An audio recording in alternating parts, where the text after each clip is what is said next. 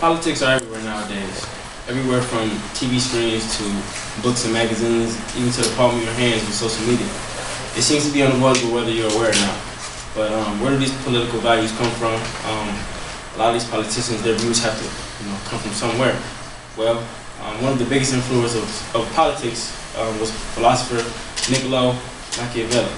And according to a biography done by John P. McCormick at the University of Chicago, he is considered by many the father of modern political thought or modern political science. He has his 2 cents on just about every view of politics in today's world, and I do want to give you a brief background of how he became the father of modern poli-sci. Machiavelli was born on May 3rd, 1469 in Florence, Italy, whose government at the time was ran by the very rich and wealthy Medici family. Machiavelli, however, was not born into wealth. His family was actually very poor. His father was a lawyer, but he wasn't a very good one. Machiavelli, he ended up getting a college education though and became a diplomat for the city of Florence, Italy. And once his republic was restored and they expelled the Medici family, he was able to excel in his government. He was named secretary and second chancellor for 14 years.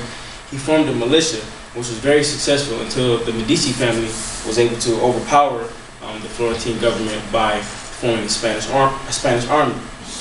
Once Medici family gained control of Florentine again, they accused Machiavelli of forming a conspiracy against them and getting them thrown out of office.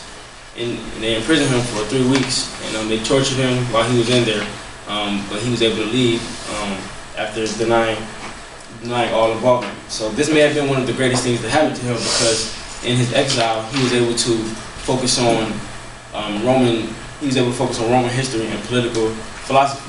This also gave him time to get involved with various different intellectual groups and write numerous of different plays and poems and books. One of his most notable pieces of writing was his book, The Prince. And according to the editors at biography.com, the main theme of The Prince is a man's capacity for determining his own destiny in opposition of the power of fate, which has been interpreted as the political philosophy that may resort to any means in order to establish or preserve a total authority. Now, a lot was based on monarchical rule and survival, and this formed the moral beliefs of a lot of politicians in today's world. It's regarded as the handbook for politicians for its use of ruthless and self-serving cunning.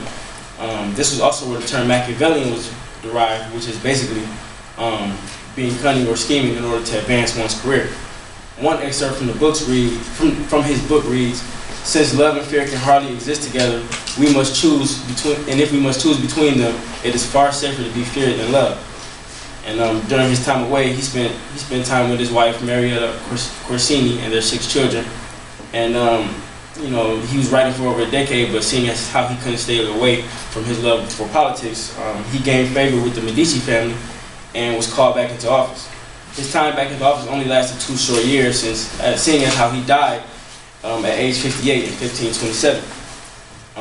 The details on his death are scarce, but most researchers believe he just died of illness, and it's also believed that he died a sad and embittered man, seeing as how he didn't get the chance to see Italy grow into the united Republican nation that he wanted to see happen during his lifetime.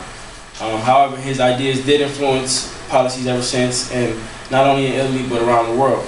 He's one of those anti-heroes that you hate to love, but whether you share the same values and morals of him or not, you can't deny that his drive and ambition was, although self-servicing, are qualities that have not been matched oftentimes in our history. Thank you.